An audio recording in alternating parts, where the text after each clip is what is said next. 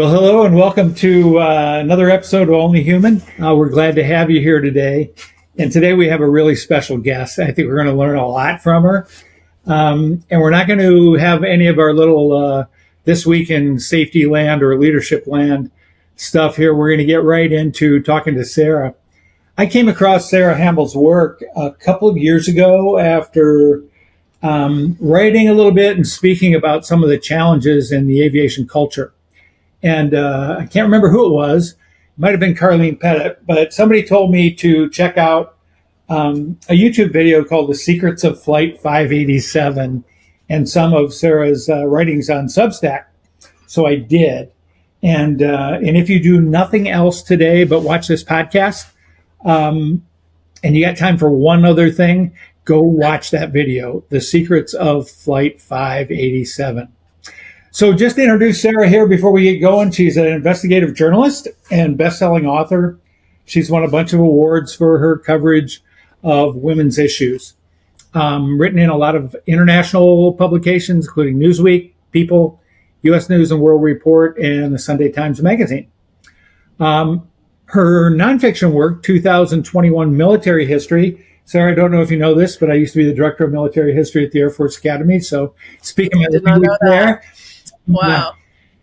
Was a book called The Strong Ones, How a Band of Civilian Women Made Their Mark on the Army. And it chronicled a 1995 study that helped prove that women can do the Army's toughest jobs, including those in ground combat.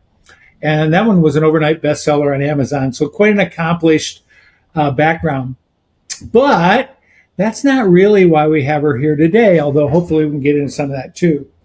Sara fell into covering the airline industry in 2021 when investigating allegations about the pilot who was flying American Airlines Flight 587, which my aviation colleagues will remember was the rapid rudder reversal overstressing the system. I think it was an Airbus that crashed into Queens in 2001. I think there were 265 casualties.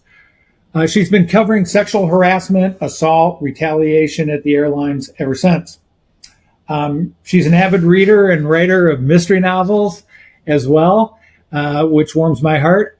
Her latest psychological thriller is called The Expat Wife, written under the pen name Courtney Hargrove. And that was inspired by her time living in Switzerland and is available in online bookstores worldwide.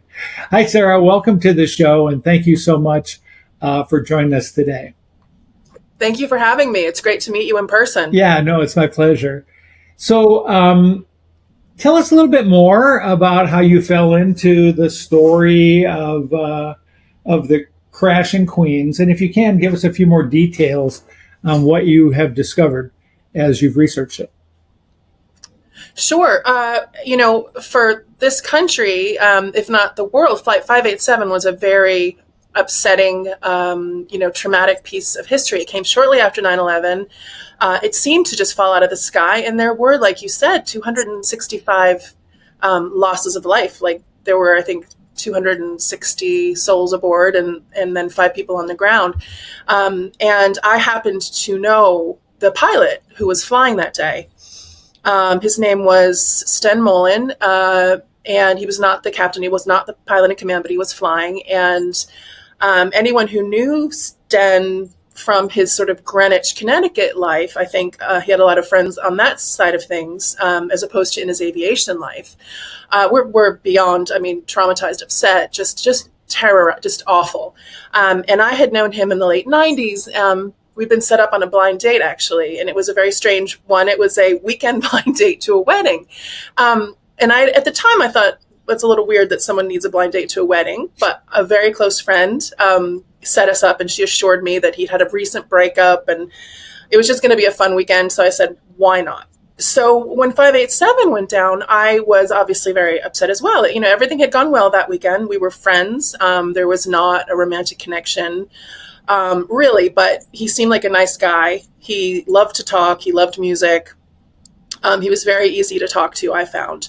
So when it became the 20th anniversary of this crash in 2021, I just thought, I kind of have some unresolved feelings about losing someone I thought was a friend, even for a short time, in such a horrific way. And then he was blamed for the crash. There were contributing factors, but his rudder use was the number one factor mentioned by the NTSB.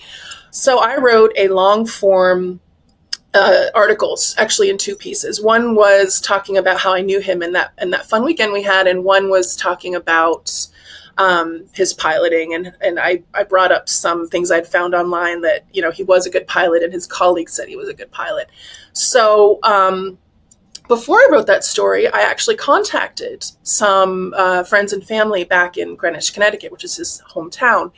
And I just thought, is there anything I don't know, like that maybe I shouldn't be writing about this? Someone who knew him more than I did, much longer than I did. Like maybe I shouldn't even be writing this personal type of thing. But there were people who said to me, I think that would be a nice tribute. Write a nice tribute to your friend. Why not? Soon as I published it, within days or weeks, I received the most harrowing and just upsetting and upset emails and social media posts. And these were mostly from flight attendants who had worked with Sten Molen. And they told me that they were really upset that I had written such nice things about him because they had flown with him and had been either sexually assaulted, sexually harassed, or raped on layovers. And you could have knocked me over with, the proverbial feather. It was such a swivel and a pivot that I had to do. That said, by then I was, well into my 40s, I think. I'd been around and I believed these women and I didn't really argue back. I mean, they were very specific. They were very upset. There were a lot of them. I received some anonymous reports, but also some in their real name. And I followed up on that. So I hope this isn't too long of a story, but it's a very, you can imagine it's a very shocking, very unusual situation to be in. So from then on, I began listening to the women. It took me a full year before I named Sten Molen myself as a rapist. They were able to do what they wanted. They were his victims. I did not. I waited until I felt I had enough real people, real names. And then I just said, this is who he was. He had a double life. He had his Greenwich life where he kept his nose clean and his mask on. And he had his aviation life where he was a big pilot man, treated like a god. And he got away with, from what his victims tell me, his living victims tell me, he got away with a lot. And he had some enablers there at American Airlines. That's just my opinion. I don't want to get anyone, make any allegations. That's just my opinion based on what I know. And then the stories kept coming from other women. So then there was the story of Kimberly Gosling. She was a flight attendant for American. She was sexually assaulted on the job. So that began, the Kimberly Gosling case with American began my work on court cases that were actually current and ongoing, as opposed to, an older case of somebody who had died. I mean, so that's sort of the launching point. So I want to say something here because you're seeing the darkest underbelly of professional aviation, and it needs to be said, right? But I've been in this industry for a long, long time, and I know the vast, vast majority, as you probably know as well, are pretty damn good professionals, both vocationally and ethically. But what really strikes me about this, and I'll ask you about some of the other things you've discovered, is how these people were able to continue to operate in a system where they're vastly, vastly outnumbered by people who aren't doing those things, right? What kind of culture, which brings me back to my interest in what you do, what kind of culture allows that? But more importantly, in my heart and mind, is what changes are we going to need to correct that culture, right? And I guess, and I'll keep I always get accused, my wife looks at these and says, you talk too much in your podcast. And sometimes I do, but I need to say this here, I think. It's the vast majority of our people are professional, but a few still are not. And maybe we don't have the systems or the culture of intolerance to completely wipe this out, but we need to, right? Because we need, right now, we're going through the largest generational handoff in the history, not only of aviation, but of any industry since the Industrial Revolution. Right? And we need good people. This to me has never been about we need more women to come into aviation. We just need more good people. And guess what? Women are 50% of the population or thereabouts. So if we don't fix this, we're not going to get them. And if we get them, we're not going to keep them. But I'll end my little diatribe here by saying this. Aviation's overcome a lot of challenges, and we're going to overcome this one too. And hopefully this podcast allows us to come to some sort of better awareness, I guess, of some of the things that are going on and what needs to happen. So thanks for letting me say that. To go back to, okay, so now you did the Sten Mullen story and you're getting contacted, and you mentioned other court cases. Can you fill us in on some of those? Sure. So the Kimberly Gosling case, she was a flight attendant who also took her case to court. That was American Airlines. The next case that came up to me is just a gold standard of, I don't know what the opposite of gold is, but the gold standard of just how bad things can get in the whole old boys club culture. This was Southwest Airlines, the case of Captain Christine Janning. And if you read all her court filings, they do read like a thriller and a movie, unfortunately, because all the same terrible things that happen in Thriller happen in her court filings. So I think that case was a case of, again, the old boys club is still supporting the people who are not only behaving allegedly a certain way at work towards women, whether it's harassment or just language, calling their fellow pilots a slut and a whore and those kinds of things she faced. But, at Southwest, Captain Michael Hack, who's now retired, he was convicted of what he did. He was convicted in federal court. If you're not familiar with the story, very briefly, he was the captain on a flight with then First Officer Christine Janning. While she was, making sure everything was going smoothly, helping keep the plane, afloat, or whatever the word is. I'm not an aviation person. Airborne. Wrong one. He was stripping down naked, and there were dozens of people on the back of the plane flying, just thought they were going from Philadelphia to Orlando. And they thought they were just having a merry ride, but he was at the front, getting naked. And she alleges that he also masturbated and threw a soiled napkin at her. Oh. That's the current civil case. So he was convicted of stripping down and lewd behavior. There were lots of sort of deals going on there. But the civil case is much more graphic and much more upsetting. And this is, again, to me, where you've got the old... Oh, sorry, go ahead. I just said, go ahead. It's so you have the old boys club going on where this kind of thing, he felt comfortable doing something like this. And then to me, it's also, we can maybe address this later, the idea of safety. This all to me relates to safety. I come at this as a passenger. As you've just learned, I am not an aviation expert, nor am I in the industry, nor do I put myself out as an expert. I do human interest stories. I talk to people about hard things. That's how I do what I do. In Janning's case, this is where we get into her own union. So SWAPA is the union.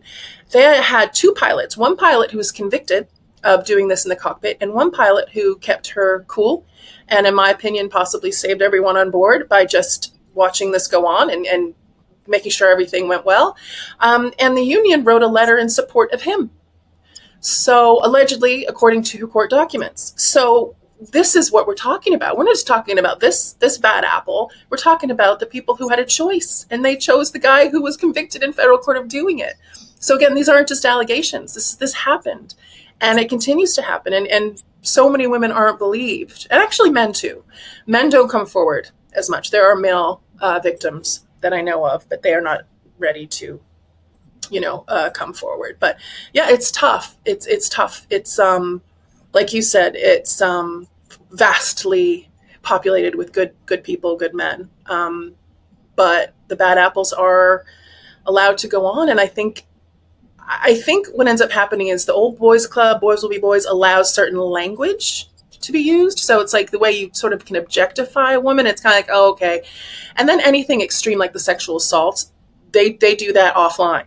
So they don't do that in front of the other good men, right? They do that offline. And so then the women are left to sort of come forward and say what happened to them. And then the good men are like, well, I don't know what to believe. So that's the cycle that I see going on. Yeah, I think it goes way back further. I think this is almost cultural degradation by design. If you go all the way back, and again, I'm a historian, and so that's my other pair of pajamas. If you go all the way back to the 70s, late 70s, early 80s, when the book that became very famous, Coffee, Tea, or Me, that I think they may have even turned that into a movie. Turns out that was like fabricated or something, but long story short, that was the era of Southwest Airlines with the hot pants. And, I think, flying on an airplane back during the days of when flight attendants were weighed and measured and, basically hired to be sexual objects in the cockpit as a business strategy. I mean, no better than the Hooters, if you ask me. Yeah. But Yeah. so, okay, so that happened, and then, the world changed, and that slowly went away for the flight attendants, thankfully. However, that culture was predatory. That wasn't just advertising to business clients that said, look, you'll get to flirt with pretty women on a flight. But those people had to go city to city, domicile to domicile, rest overnight. And I believe that created a predatory environment between pilots and flight attendants, which back then was men and women. Right? Fast forward a few years, that we unlock the door to the flight deck, and women come in to the cockpit, and that culture came with them. Right? So, in my humble opinion, this should have been recognized and realized many, many years ago. And there should have been a concrete communication strategy, a culture shaping strategy, to make sure that the things that are happening that you describe did not happen. But hindsight's 2020, right? So maybe I'm asking you a question you don't feel qualified to answer, but I'm going to ask anyway. Where do you think we go from here?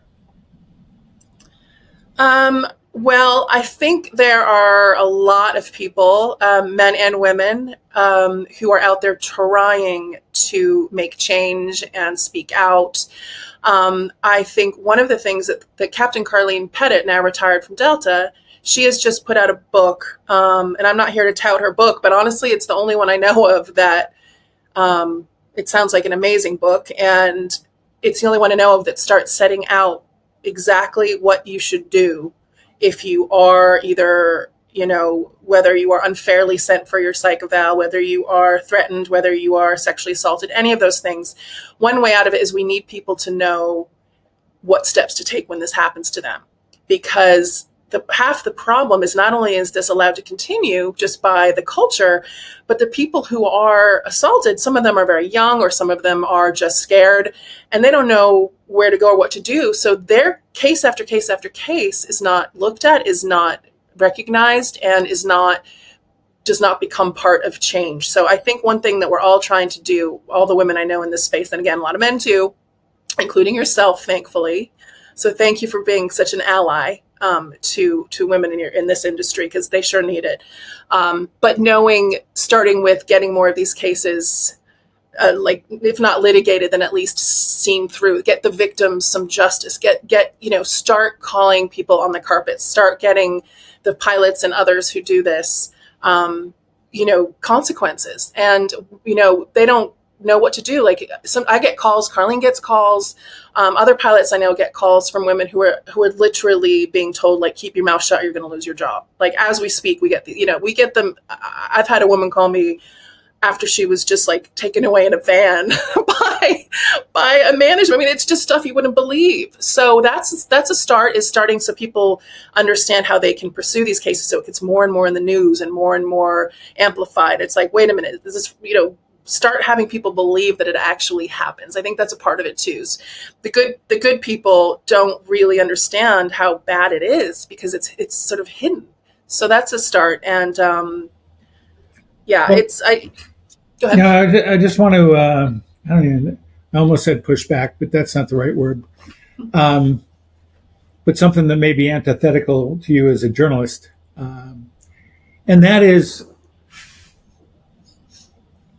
I see your point that these things, we need to make people aware that these things are happening. Right? But now let's go and pretend we're not us, that we are the senior legal person at XYZ Airlines. Mm-hmm. And we're sitting in a room with a senior marketing person who really don't want these things to be publicized, right? I think it's not a bad guy, good guy situation. I think there has to be systems in place. It's going to lead me to another question about NDAs in just a second. So there needs to be a system in place where we don't just pay off people to shut up, or we don't. You mentioned the, send for psych eval.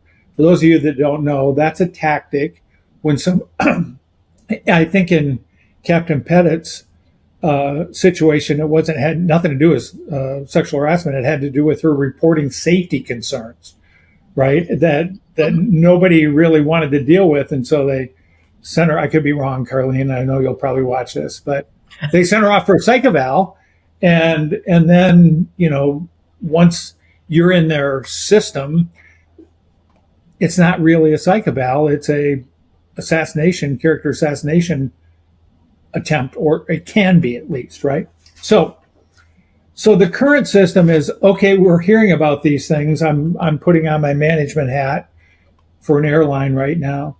We're hearing about these things, and oh my gosh, we can't let them see the light of day. Instead of, we're hearing about these things, we have an internal process that will get these people justice, that will hold people accountable for acts that are unprofessional, that will work so that the person that made the complaint comes out a satisfied customer on the other end saying, thank you for protecting me. I heard the system was fair, and now I know it is. To the point where these stories go away, right? And the reason I say it's antithetical to the journalist is these are titillating stories, right? These are stories that people love to read about. But I think that one of the only ways that we get to the point where people aren't hiding things because they're putting it into an internal process that works. And right now, I just don't think there's a lot of those out there. And if they are, I haven't heard about them. Have you? No, I haven't. And I think we're so far from that process. We're not even in the same planet as that process. I have yet to hear, again, maybe they exist, they probably do. I have yet to hear from a woman, whether a pilot or a flight attendant, who had anyone protect them.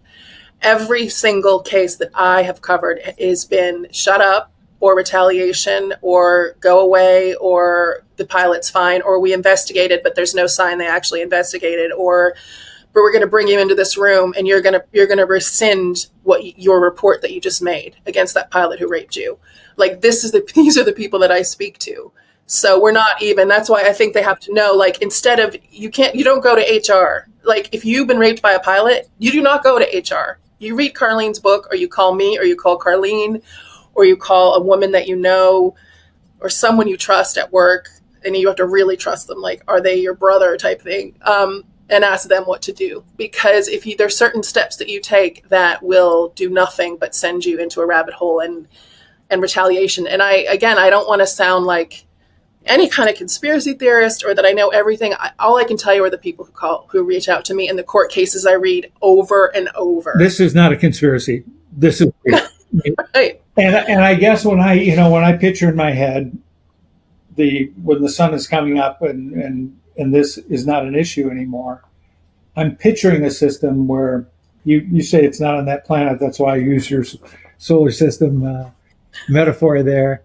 I picture somebody somewhere that has created something that works and is proud of it and takes it to the conferences and say, look at, what we've done here. Look at how we're doing it. And to me, that's not that hard, right? It's not that hard for people with resources and money and influence to do. The hardest part they have to do is admit that what we're talking about exists in their organization, right? That once that is admitted, the easy part is to get some experts to put together a system, a fair system, and we even have a name for it in aviation. It's called a just culture, right? Mm-hmm. And yet, in this particular case, it doesn't seem to be. Now, I asked a question about NDAs a little while ago. Tell me what you can't find out because of NDAs.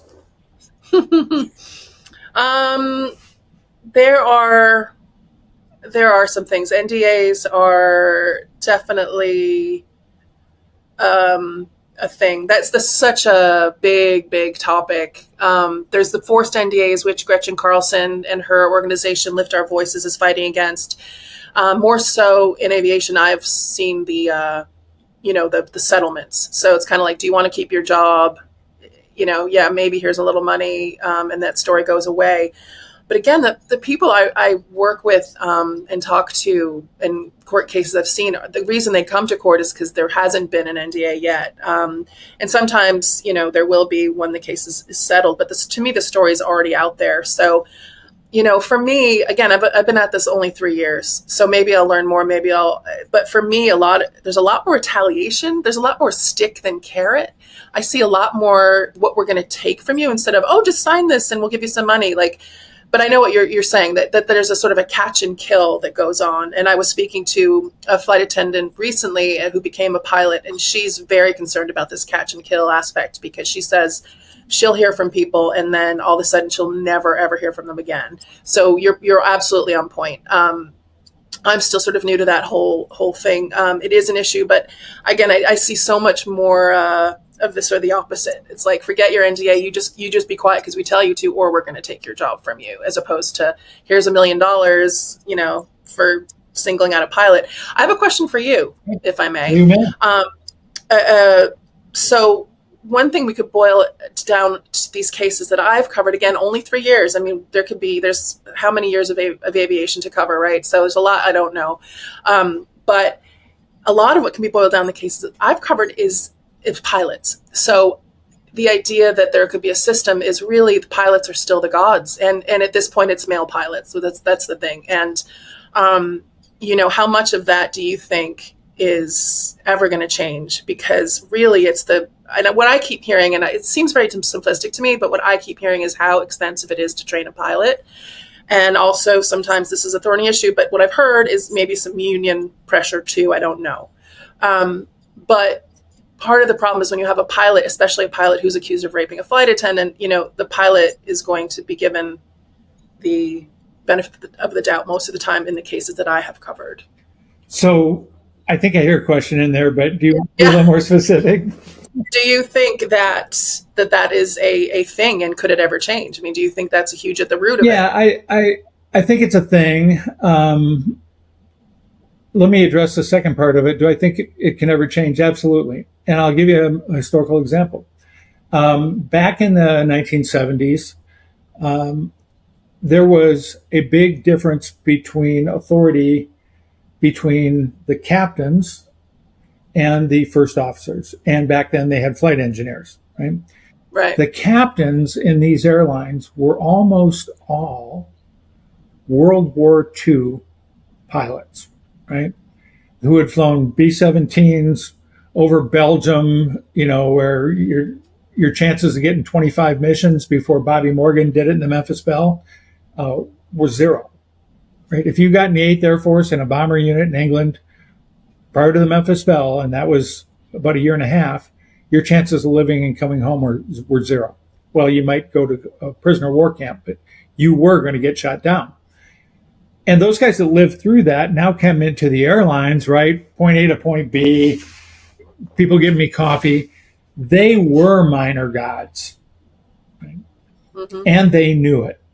And yet they couldn't last forever. So their ages, 55-ish, 60-ish, coming. And now here come these wet behind the ear Boy Scouts out of wherever they're coming from, still Boy Scouts, right? No Girl Scouts yet. And they absolutely had a clash of cultures, tons of actual deaths, accidents, flight safety, to your point. Right? So the industry figured out this huge authority gradient between the World War II era captains, minor gods, and everybody else, and they created this program called Crew Resource Management. Initially, it was just charm school for the captains, and here's things you can't say, here's things you can't do, which is kind of what's going on with sexual harassment right now. It's charm school for these pilots. Rather than try to change their attitudes or change their beliefs, which lead to their attitudes, it's don't say this and don't do that, right? And that didn't work very well.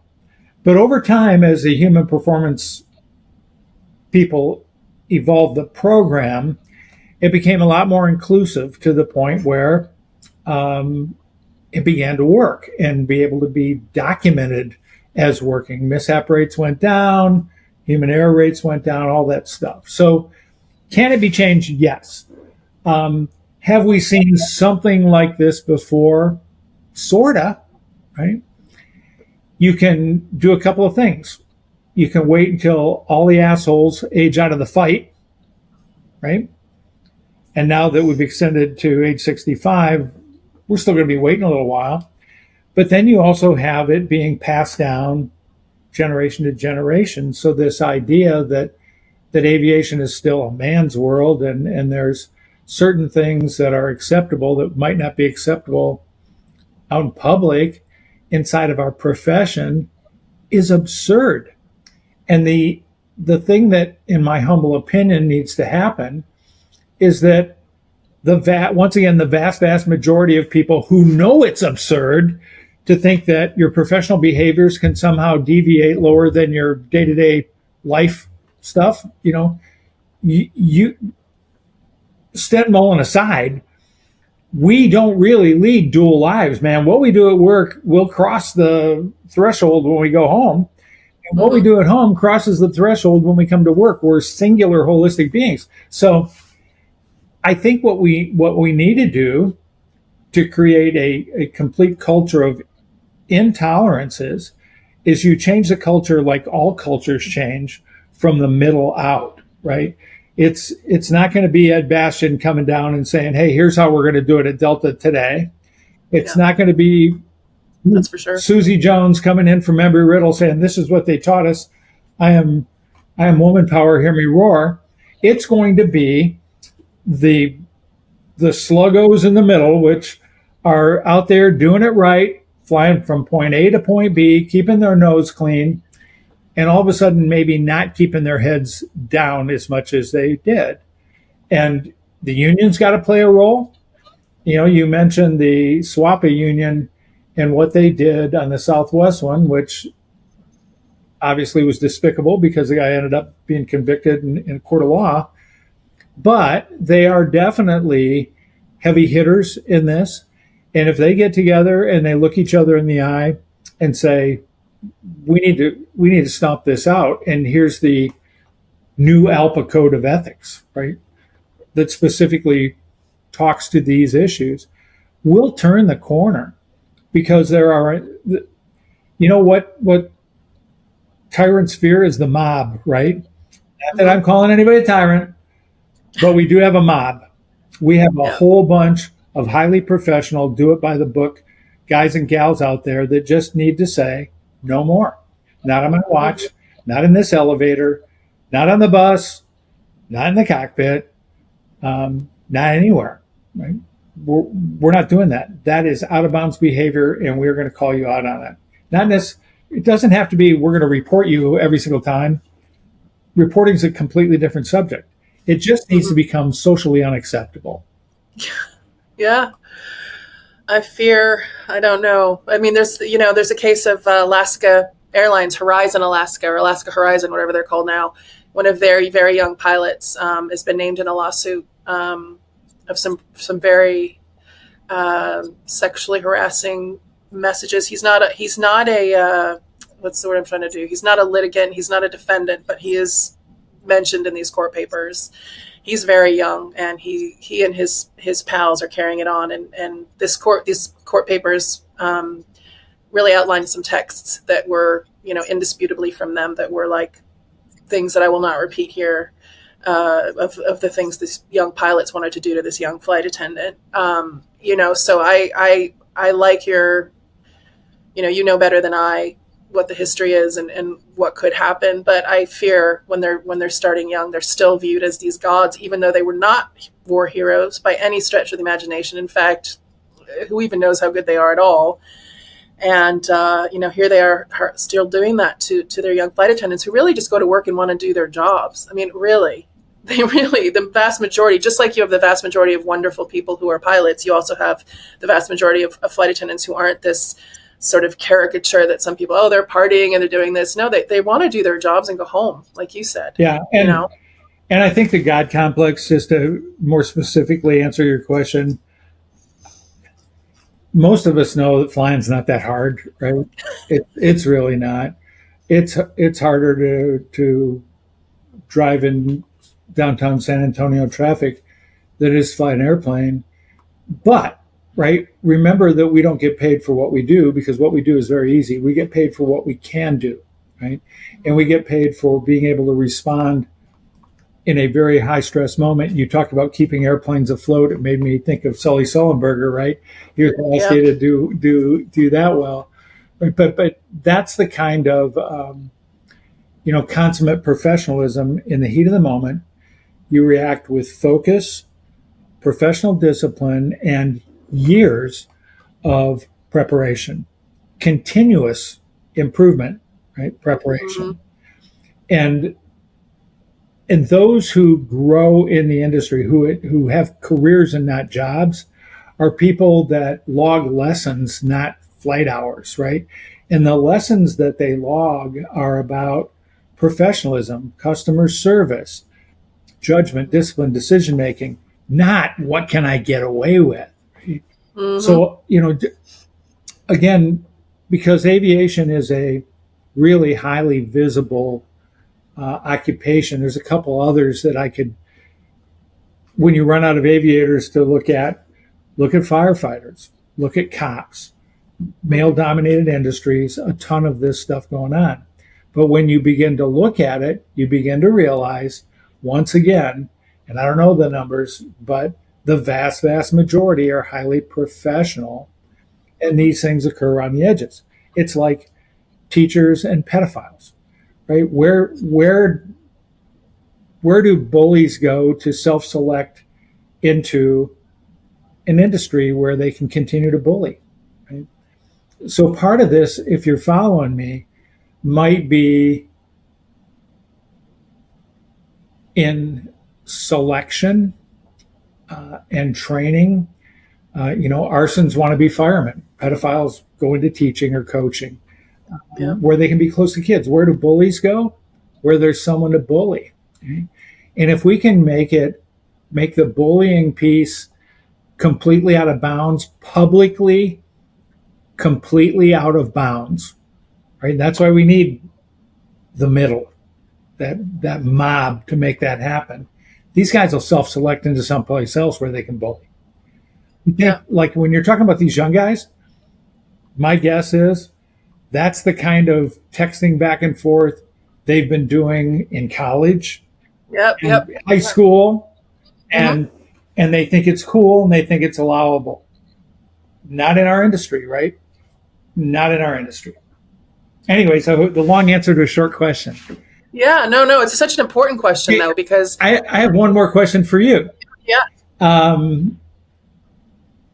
And I think I've heard bits and pieces of it in what you've been saying, but what's been the fallout on you personally from your coverage of this over the last 3 years? It's not been great. When I reported on the Andrea Ratfield story at Delta, she was a captain, is a captain, and she was sexually harassed and psych evaled, and she suffered a terrible ordeal. She was raped outside of, her airline, but that had a knock-on effect for her. So, yeah, I got a lot of abuse for that. I'm sure she did. I don't know. I haven't talked to her about it. I don't know. But yeah, you get a lot of anger. You get a lot of redirecting onto you. So people are like, I'm so sick of male pilots being targeted. Well, they're 96% of the workforce, so I think they're okay. And then people do start to, latch on and obsess, and they, this is such an anonymous sort of topic, as well as a lot of, rape and sexual assault victims who don't use their real names because they don't want, they have enough trauma to deal with. So my name's out there. I get a lot of blowback. It's not pleasant. I do want to call out, though, like you had said, when I get the pilots, I call them male pilots, especially of a certain age, the over 40 crowd like me, and they write to me, and they're wonderful. They're allies. They're allies without reservation, like you. They don't say, not all men. They just say, this is ridiculous. They're just allies. And I hope that the women that I speak to someday get to work with men like you guys and them. And that's been really positive. And I've become a bit of, and I will admit this, I might get some crap for it, but I become a bit of a fangirl on some of the women pilots that I'm on chats with and that I've met. I just kind of, my BA plane got hit by lightning just before it picked us up. And I texted, a captain, and I was like, tell me, should I be scared? And she's like, no, I got hit by lightning like 4 times. So for me, that's really, really wonderful. And, but there's a lot of blowback. It's not fun. And my name definitely is dragged through the mud a lot, because the same way victims aren't believed, then I'm not believed. It's like, you're reporting, you're making all this up. Why am I making all this up? Like, I had a perfectly good life before this, and now I get just a lot of that. So, I wonder too, do you get anything back? Because I was reading one of your, you did a keynote speech, and you were really, again, an ally, what we call an ally, which is unreservedly, this is not okay. So haters going to hate, right? And, I remember all the way back to when I was a professor at the Air Force Academy, the things that hurt me the most my first year of teaching was some student that would fill out everything and say, this guy is so full of himself, he doesn't know jack crap. He was unprofessional in his uniform, his gig line wasn't straight in his uniform, and if I would have had an opportunity to take somebody else, I wish I would have. That would bring tears to my eyes, right? That would bring tears to my eyes.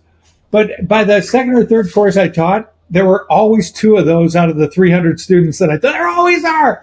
Yep. And so I would go through and I would say, I'm looking for those first. Oh, here it is. And I'd read it and I'd take it as seriously as I could, but I didn't let it hurt me anymore. And so, yeah, I get some of that. Not a lot, because I've got, a 30-year reputation of being a pretty straight from the shoulder person. And if somebody jabs at me on social media, they get jabbed back, and I don't have to jab, right? Yeah. Everybody else jabs them back. And I don't see a ton of it anymore. And I'll be honest with you, my experience is that aviation has a lot of really mature thinking people in it, right? And a few of them. Carlene, I worked with her on her dissertation, and the math that woman does, is amazing. Her statistical analysis stuff, I was like, whoa, I'm not even sure I can read this. It's making my head hurt just looking at it.